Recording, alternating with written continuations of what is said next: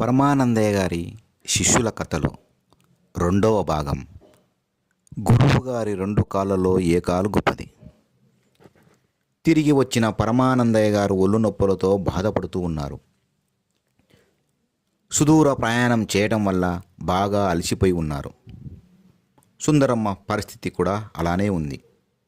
అందువల్ల భర్తకు సేవలు చేయలేని స్థితిలో ఉంది. అటువంటి స్థితిలో పరమానందయ్య గారు తన శిష్యులను పిలిచి కాళ్ళు విపరీతంగా నొప్పి పెడుతున్నాయని చెప్పి కాళ్ళు ఒత్తమని అడిగారు. వెంటనే శిష్యులందరూ ఆయన కాళ్ళ దగ్గర చేరారు. గురువు గారికి ఏదో ఒక రకంగా కాళ్ళ నొప్పి తగ్గించడానికి కంకణం కట్టుకున్నారు. అది చూసి గురువుగారు కూడా సంతోషించారు. శిష్యులందరూ చుట్టూ చేరి సేవలు చేస్తూ ఉండడం వల్ల కొద్దిసేపట్లోనే పరమానందయ్య గారు నిద్రలోకి జారుకున్నారు. అయితే శిష్యుల మధ్య గొడవ మొదలైంది. గురువుగారి కాళ్ళు ఎవరు ఒత్తాలి అనే అంశం దగ్గర శిష్యులు వాళ్ళతో వాళ్ళు గొడవ పడడం ప్రారంభించారు. గురువుగారి రెండు కాళ్ళలో ఏ కాలు గొప్పదనే విషయంలో తీవ్ర అభిప్రాయ భేదాలు వచ్చాయి. నేను ఒత్తుతూ ఉన్న కాలు గొప్పది అని ఒకడు శిష్యుడు ప్రకటించాడు.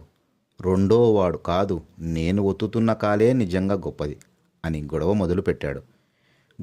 గొడవ తీవ్ర స్థాయికి చేరింది. ఆ సందర్భంలో ఒకడు లేచి నువ్వు ఒత్తుతూ ఉన్న కాల్ని నరికేస్తానని అరిచాడు. రెండోవాడు పరిగెత్తుకుంటూ వెళ్ళి కత్తి తీసుకొచ్చి కాలు నరకడానికి సిద్ధమయ్యాడు. అందరూ కేకలు పెడబొబ్బలు పెడుతూ ఉన్నారు. ఆ గొడవకు గురువుగారు నిద్రలో నుంచి మేల్కొన్నారు. ఎందుకు అందరూ గొడవ పడుతున్నారు, ఏమి జరిగిందని శిష్యుల్ని అడిగాడు గురువుగారు. శిష్యులు అందరూ ఏకకంఠంతో ఏం జరిగిందో వివరించారు. మళ్ళీ గొడవ మొదలైంది. శిష్యుల్ని నెమ్మదించమని అడిగాడు గురువుగారు. ఆ ప్రయత్నంలో పైకి లేవబోయాడు. గురువుగారికి ఆ అవకాశం శిష్యులు ఇవ్వలేదు. గురువుగారిని గట్టిగా పట్టుకొని, గురువుగారు వీళ్ళు ఇద్దరు ఎప్పుడు ఇంతే, ఒకళ్ళంటే ఒకళ్ళకు పడదు, పోట్లాడుకోనివ్వండి, అలాగే కాళ్ళు కూడా నరుక్కొనివ్వండి, ఏమి జరుగుతుందో చూస్తూ ఉండండి అని చెప్పి ఆయన్ను అలాగే పట్టుకొని కదలకుండా చేశారు. గురువుగారు కదలలేని స్థితిలో అలా ఉండిపోయాడు. ఇద్దరు శిష్యులు కత్తులు తీసుకొని గురువుగారి కాళ్ళు నరకడానికి సిద్ధమయ్యారు. ఇద్దరు శిష్యుల ఉగ్రరూపం చూసిన గురువుగారికి చెమటలు పట్టాయి. ఏమి చెయ్యాలో పాలుపోలేదు. ఇంకా లాభం లేదనుకొని పెద్ద గొంతుతో భార్యను పిలిచారు. సుందరమ్మ భయంతో భర్త దగ్గరకు పరిగెత్తుకుంటూ వచ్చింది.